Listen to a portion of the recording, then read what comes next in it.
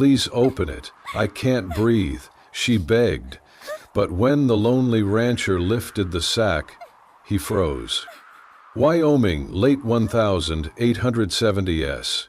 Dusk bled across the wide, wind-racked plains like bruised gold turning to ash. The sky hung low with heavy clouds, and the wind howled across the dry earth like a wild animal chasing ghosts. On the edge of that vast emptiness stood a lone ranch house, weathered and silent, its wooden bones groaning in the cold. Wyatt Reed pulled his coat tighter as he stepped into the wind. Dust curled around his boots, and his wide-brimmed hat flapped with each gust. He had meant to stay indoors. The fire was warm, and his joints ached more each year, but one of the horses had kicked at the stall again. He could not risk a broken board or a spooked mare. He walked toward the barn with the slow, steady gait of a man used to solitude. The leather of his gloves creaked as he adjusted his grip on the lantern.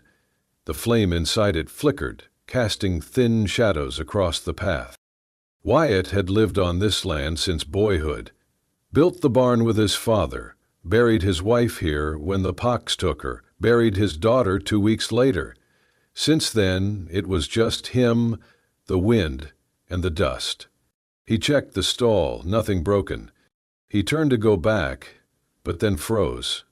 There, beneath the scream of the wind, something else. A voice. Barely a whisper. Please, open it, I cannot breathe. He turned sharply.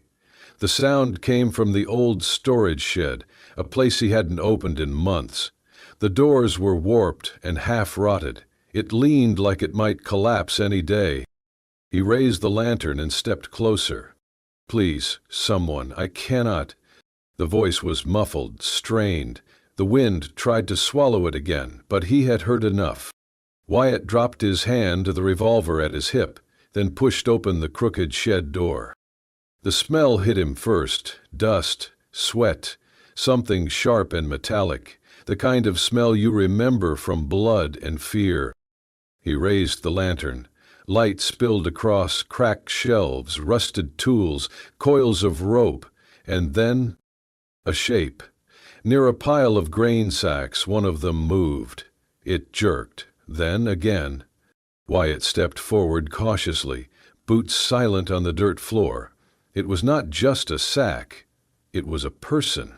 A burlap sack, tied with rope, squirming ever so slightly. The voice came again, hoarse, desperate. Please, I cannot breathe. He set the lantern down and dropped to one knee. His fingers worked to untie the knots. Whoever had done this meant to keep her hidden. The sack peeled open, the smell growing stronger. A face. A woman's. Young, barely 20 maybe, her skin mottled with bruises, lips cracked. A filthy cloth tied over her mouth, her head still covered. Wyatt hesitated. Was this a trap? Had someone planted her to lure him out? His fingers hovered above the sack. She trembled, gasping through the gag, body thin and battered. Slowly, Wyatt reached out and pulled the cloth from her mouth. She coughed hard, air scraping her throat like sandpaper. Her eyes fluttered open, wide, frightened, impossibly blue. They locked on his. Please, she rasped. Do not let them take me again. Wyatt's chest tightened. He gently pulled the sack from her head. Blonde hair matted with sweat and blood clung to her cheeks. Rope burns marked her wrists. Scratches lined her arms. She blinked against the light. I am not here to hurt you, he said quietly. She winced, trying to sit up. No sudden moves, he added. You are safe now. You are at a ranch. My ranch. Her breath came fast and shallow. Tears spilled down her cheeks. They left me here to die. Wyatt took off his coat and wrapped it around her shoulders. I do not know who did this to you, he murmured, but I sure as hell will find out. As he lifted her into his arms, she let out a soft, pained cry but did not resist. Her fingers clutched his shirt, as if it was the only thing anchoring her to the world. Wyatt looked once more into the darkness, then kicked the door shut behind them. The wind screamed. But inside the ranch house, something had changed. It was no longer just him, the wind, and the dust. Wyatt laid her gently on the cot near the fireplace, careful not to jar her injuries. The cabin smelled of pine smoke and old leather, warm and worn. He moved quickly, clean cloth, basin of water, what little whiskey remained. Lydia shivered, curled in on herself, eyes wide but unfocused. Dirt streaked her cheeks, her wrists raw, lips cracked. "You need to stay awake," he said softly. "At least until I stop the bleeding." She blinked, barely nodding. He cleaned her wounds with quiet precision.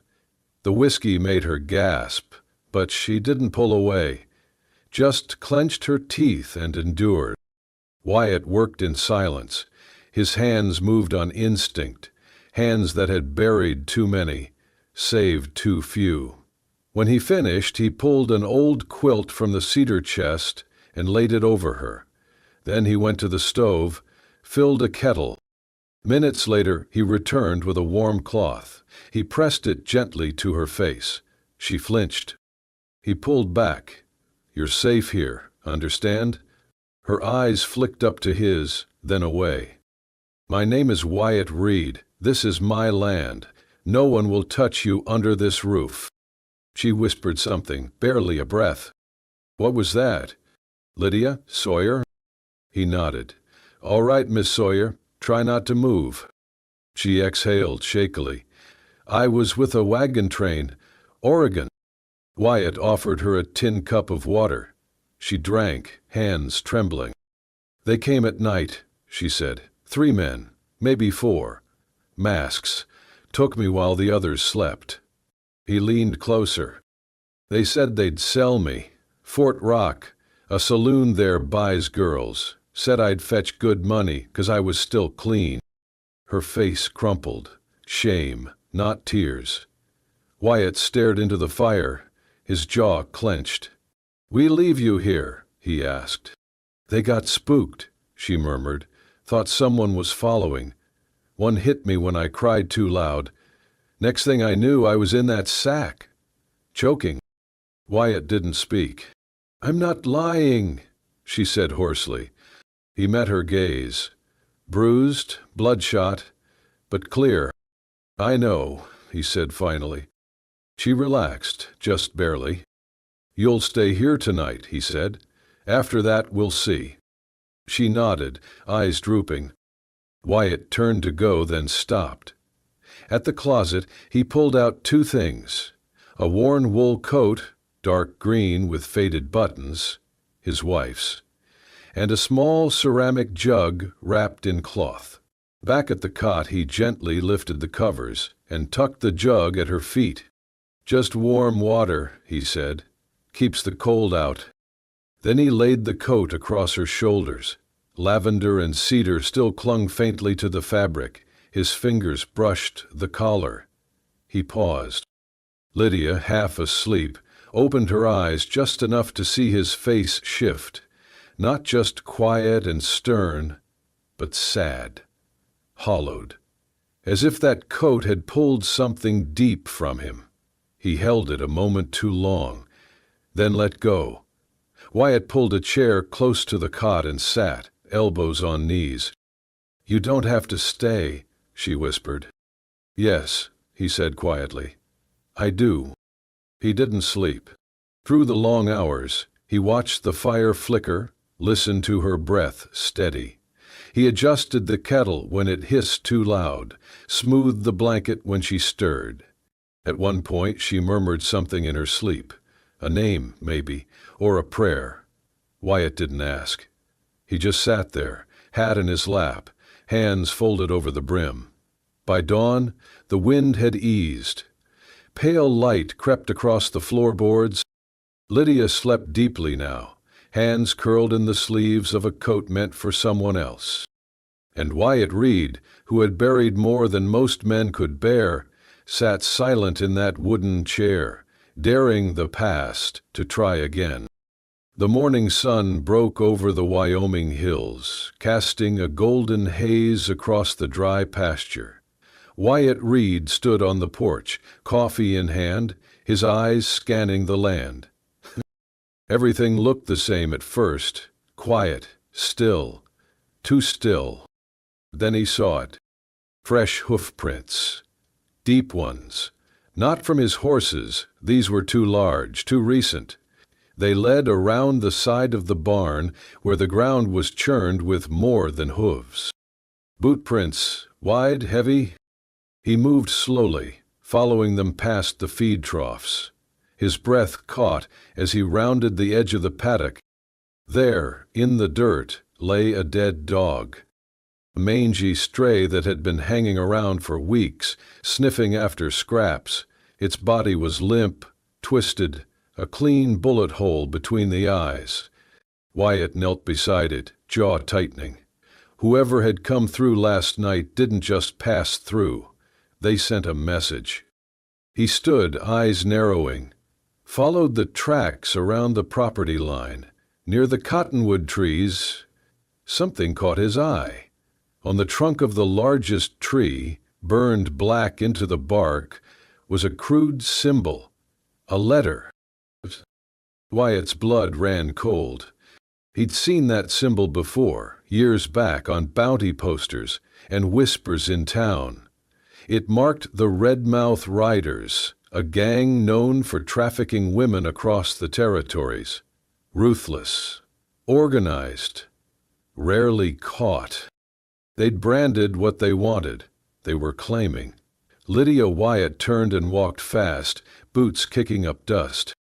Inside the cabin, Lydia sat on the cot, wrapped in the green coat. Her eyes were clearer this morning, though dark circles still marked her face. He entered without a word and grabbed a lantern. "Put your shoes on," he said.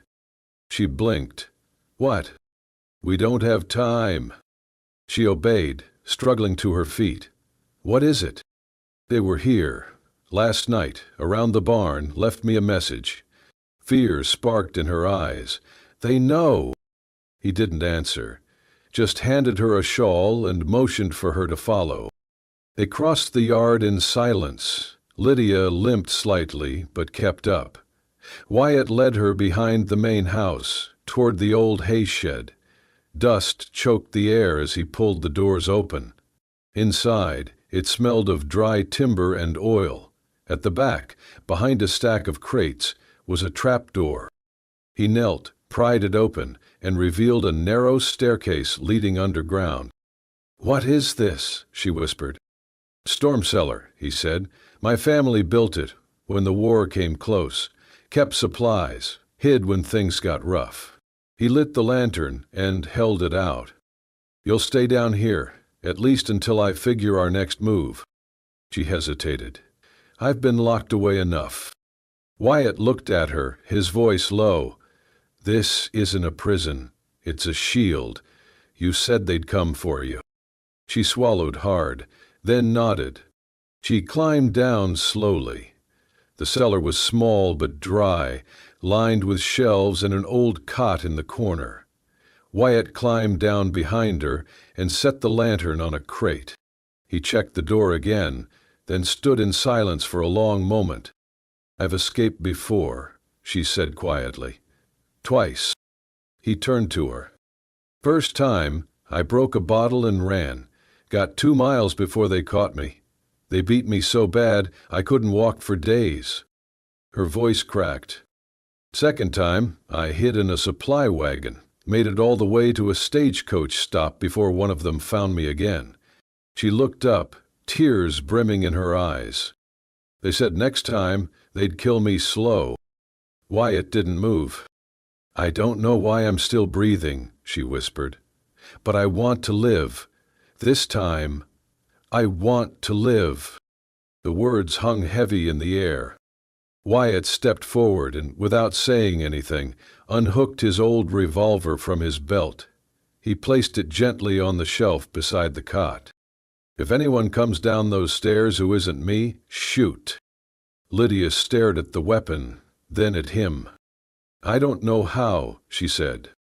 "You'll learn." He paused. "And if you don't, scream. I'll hear it." For the first time, she almost smiled.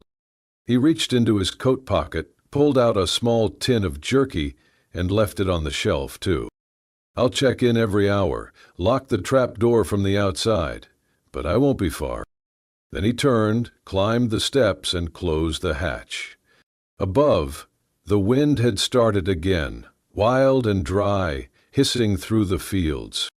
Wyatt bolted the doors, then leaned against the frame, staring out over the land he knew now. This wasn't random. This was war. The wind had calmed by late afternoon. The sun sank low, casting long shadows over the dry fence posts. Wyatt was mending the gate near the corral when dust rose on the southern road. 3 riders. They came slow, deliberate, not like men passing through, but like men who already knew where they were headed. Wyatt stood straight, wiping sweat from his brow. He watched them ride in, boots heavy in the stirrups, eyes hidden beneath wide brims. The one in the middle lifted a hand in mock greeting. "Evenin', friend." Wyatt didn't answer. They stopped just shy of the porch. "We're looking for someone," the middle one said. "Young woman, brown hair. Might have passed this way." "She don't talk much," another added with a grin. "But she's family. Owes us?" "Hmm?" Wyatt's voice was low and cold. "You her kin?" The older rider spat. "Blood or bond, don't matter." Wyatt stepped forward. "Kin don't stuff a girl in a sack and beat her half to death." The middle man's eyes narrowed. "You're making some bold assumptions." "I saw the bruises," Wyatt said. "Heard her beg for air. If that's family, I'd hate to see your enemies." The youngest rider shifted. His hand brushed his belt. "You best watch yourself," the old one growled. "That girl belongs to us." Wyatt stepped up onto the porch, one hand on the butt of his rifle. "No," he said. "She doesn't." A moment passed. The middle man nudged his horse forward. The young one tensed. Then, Metal whispered, "A gun drawn." "Last chance, rancher," the boy snapped. "Turn her over." Wyatt raised the rifle fast. One shot cracked the silence. Dust exploded near the horse's hooves. The animal reared, nearly throwing its rider. The 3 men jerked back. Wyatt didn't move. "Next one won't miss." The riders backed away slowly. The middle one spat. "You'll regret this. She ain't yours." Wyatt's voice stayed even. "Not anymore."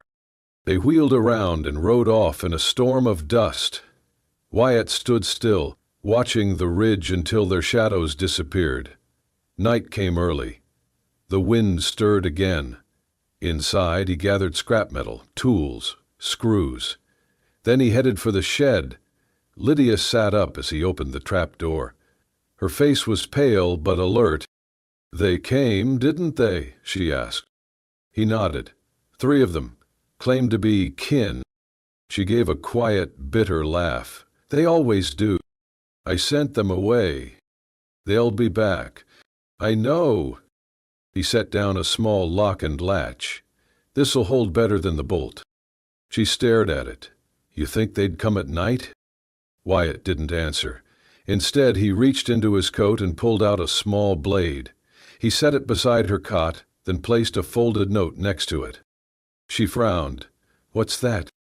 "If I don't come back," he said, "take the knife, head northwest, 6 miles, old ranger station. No one uses it, but it's got a well, supplies."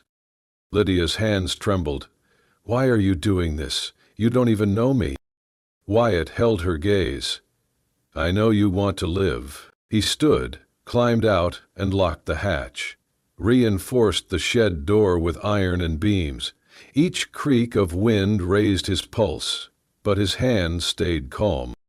Inside, Lydia opened the note, in Wyatt's rough script. "You don't owe anyone your silence. Not anymore." She folded it gently, tucked it under her pillow, then lay down, one hand resting on the knife, not out of fear but readiness. Above, the moon rose sharp and cold, and on the porch, Wyatt sat with his rifle across his knees, eyes fixed on the dark. The storm came fast, without warning. By twilight, the sky over the plains turned a deep, furious black. Thunder cracked like gunfire across the hills. Wind howled and clawed at the ranch house, rattling every window and board. Wyatt was still outside, fixing loose planks on the northern fence line. He'd told Lydia to stay hidden, to bolt the trap door and not come out until he returned. But storms had a way of breaking plans. In the cellar, Lydia sat curled under a scratchy blanket, Wyatt's note clutched in one hand. Rain pounded the roof like 1,000 fists. The lantern beside her flickered with a dying flame. Her throat ached with thirst. She hesitated, then made her way up the narrow stairs. The kitchen was dark, cold. Wind rushed down the chimney, shaking pots. She moved quickly to the counter, where Wyatt had left a jug and cup. She lifted the cup to her lips, then heard it crash glass, shatter. The window on the east wall burst in, sending shards across the floor. Lydia froze, the cup slipping from her hands. Then, footsteps. Inside the house, heavy, intentional, a shadow moved through the parlor. Lydia backed away, heart pounding. "Don't scream," a voice hissed, "or I'll break your teeth." She turned to run. The man lunged, grabbing a fistful of her hair. She hit the floor hard, gasping. Dazed, she looked up, grimy coat, scarred jaw, eyes like stone. "Boss says you're worth a lot," he spat, "but not if you fight." He raised a boot to strike her. Lydia roared, scrambling for the corner table. Her fingers found the knife Wyatt had given her. The man yanked her back, but she twisted, slashing wildly. Steel cut flesh. He screamed, stumbling. She tried to rise, but pain shot through her ankle as she staggered into the table. He was on her again, swinging. She dodged, slashed again. He grabbed her wrist, slammed her into the wall. "Stupid girl," he growled. "You think this ends with you walking free?" He raised a fist. Ugh. The front door burst open. Lightning lit up the room. Wyatt stood there, soaked to the bone, rifle raised. Without a word, he fired. The bullets struck the intruder in the shoulder, spinning him into the hearth. The man groaned, clutching his wound. Wyatt stepped in, barrel steady. "Move again," he said, voice low, "and you'll leave in a box." The man froze. Wyatt turned to Lydia. "Can you walk?" She nodded weakly. He helped her up, letting her lean into him. She winced with each step. In the bedroom, he laid her gently on the bed. Her clothes were torn, her lip bleeding, and her ankle swollen. "Let me see," he said. He knelt beside her, brushing her hair from her face. "You did good, held your own." Her voice trembled. "I thought I was going to die." "You didn't," he said quietly. "You're safe now." From the dresser, he pulled a tin box, rags, whiskey. He cleaned her cuts, then turned to her ankle. He needed something stronger than cloth. At the foot of the bed sat a cedar chest. Wyatt opened it slowly. Inside, yellowed clothes lay folded neatly. He pulled out a blue flannel shirt. Soft, familiar. He hesitated. Lydia noticed. "Yours?" He shook his head. "Clara's, my wife." He turned the cuff. Her name was stitched in delicate thread. She sewed her name into everything. Said I'd lose my head if it wasn't attached. He smiled faintly. Then, with care, he tore the sleeve and wrapped it around Lydia's ankle. Tight but gentle. She blinked fast, eyes wet. "Thank you," she whispered. Wyatt stood, looking out the rain-smeared window. "She was everything to me," he murmured. "But you matter too." Outside, the storm began to fade. Inside, something else took root. Not fear or pity, but something that could survive the storm. By the next morning, the wind had gone still. The rain had passed, leaving the Wyoming plains soaked and quiet. Fog clung to the low hills. The air smelled like pine, wet dirt, and a tension too heavy to ignore. They both knew it was time to go. Wyatt didn't say much. He moved through the barn with quiet efficiency, saddling the horses, packing jerky, hardtack, canteens. He folded a map of the surrounding land, tracing a route northwest with a calloused finger. Lydia stood near the door, watching. Her ankle was wrapped tight beneath Clara's old flannel. She still limped, but pain no longer shaped her face. Determination did. Wyatt fastened the saddle straps and looked up. "You'll ride the black mare," he said. "She's steady, doesn't spook easy." Lydia nodded slowly, then hesitated. "Why are you doing this?" she asked. Wyatt looked at her, eyes calm. "Because if I don't," he said simply, "no one will." Silence passed between them, but it was a silence of understanding, not doubt. They rode out at dawn. The road ahead was broken and rough, winding through dry creek beds and over jagged ridge lines. Lydia leaned low over the saddle, gripping tight. Wyatt led the way, his rifle strapped across his back, every sense on edge. By midday, the sun beat hard overhead. They passed no travelers. Only crows circled high above, gliding on the wind like omens. They stopped briefly in the shade of a sandstone bluff to rest the horses. Wyatt studied the map again, sweat streaking his temple. "If we can make it through Dry Gulch by nightfall," he muttered, "we'll be halfway to the forest trail." Lydia handed him water. "Is it safe?" He gave a wry smile. "Nowhere is." They rode on, but as they entered the mouth of the gulch, a narrow canyon carved deep into red stone, Wyatt slowed. Something felt wrong. The birds were gone. No wind, no rustle, just silence. And then, gunfire. A crack like lightning. Wyatt cried out. Blood bloomed across his shoulder as he jerked backward, nearly falling from the saddle. His horse reared, screaming. "Wyatt!" Lydia screamed. 3 men emerged from the rocks, 2 on the ledge, rifles drawn, 1 blocking the path ahead. Their faces were cruelly familiar. The scarred man who'd attacked her in the house grinned. "Thought you could run, sweetheart." Lydia's pulse thundered. Wyatt slumped sideways, barely conscious. Without thinking, she grabbed his reins and kicked her horse hard. They bolted sideways, down a narrow cut in the gulch. Bullets flew past them. 1 ripped through Lydia's sleeve. She didn't flinch. Her only focus was getting Wyatt out. Behind them, shouting, hoofs pounding, she ducked beneath a fallen log, pulled Wyatt's horse with her. The narrow path twisted behind a wall of stone, out of sight. She dismounted. Wyatt groaned, collapsing into her arms. "Easy," she whispered, dragging him behind a boulder. His face was pale, blood soaked his shirt. He pressed a cloth to the wound, hand trembling. "Stay with me." He blinked slowly. "You ride like hell." "You're not dying," she snapped, tearing open his shirt with shaking fingers. "I wasn't planning to."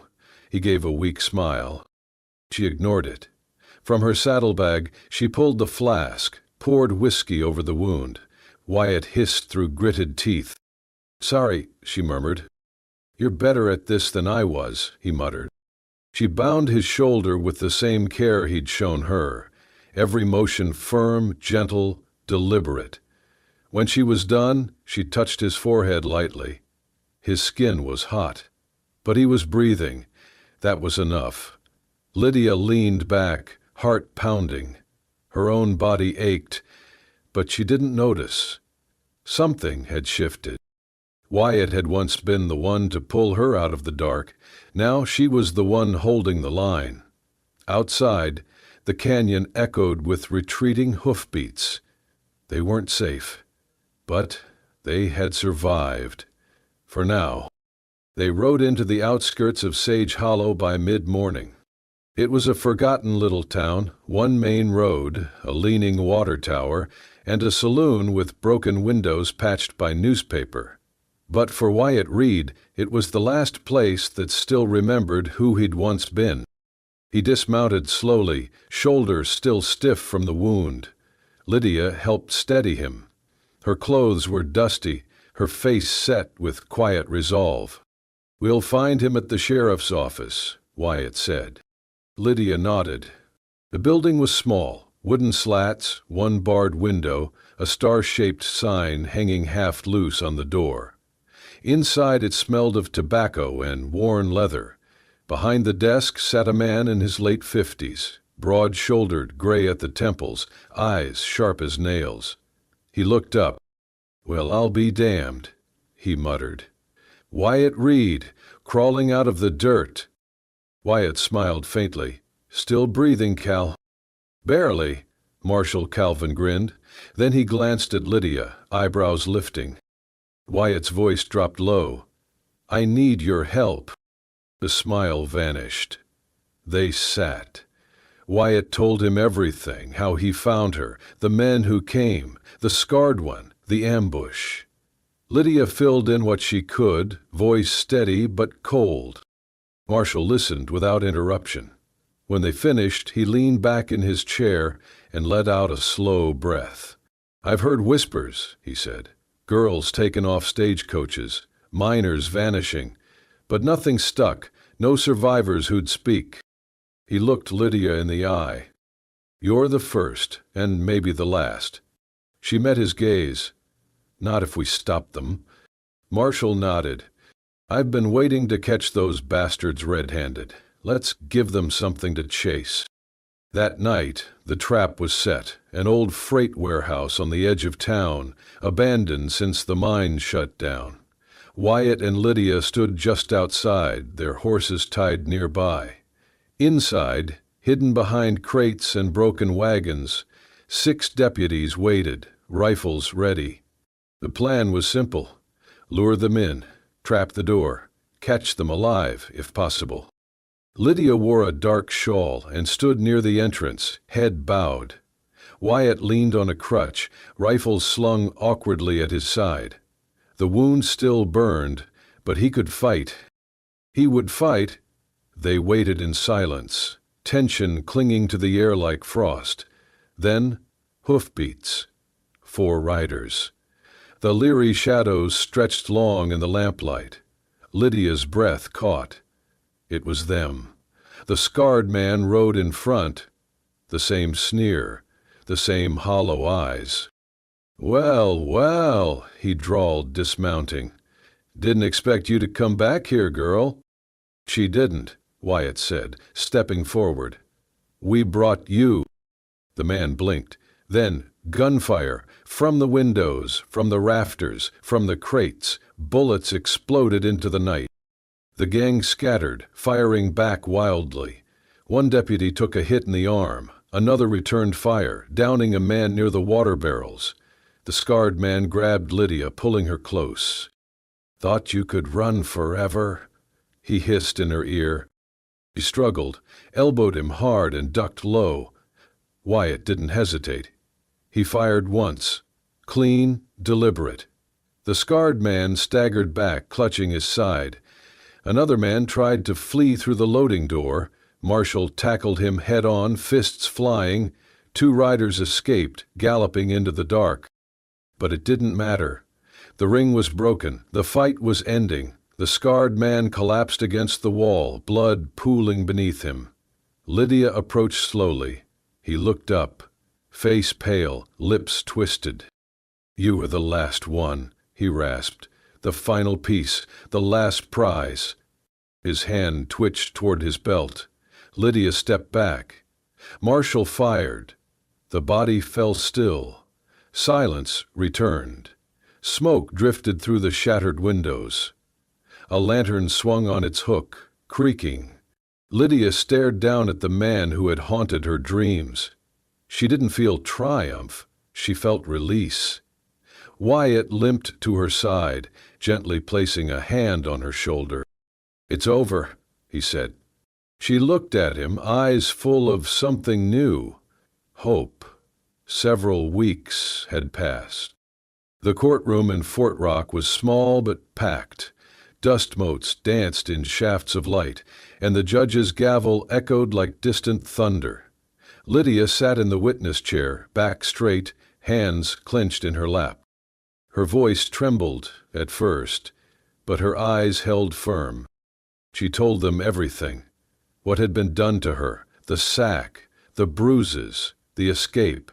And when Wyatt Reed stood beside her and gave his own testimony, low, clear, and unwavering, the room fell silent. The indicate was exposed. Arrests followed across 3 counties. Their leader, the scarred man, would never speak again. Justice had been slow in coming, but it came. Afterward, the district marshal offered Wyatt a position again in the forest rangers. He declined. "I've had enough of chasing ghosts," he said. "It's time I went home." And this time, he wasn't going alone. Spring came late to Wyoming that year.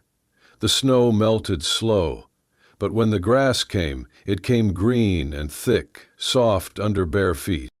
Wyatt was on the porch, mending the old rocking chair.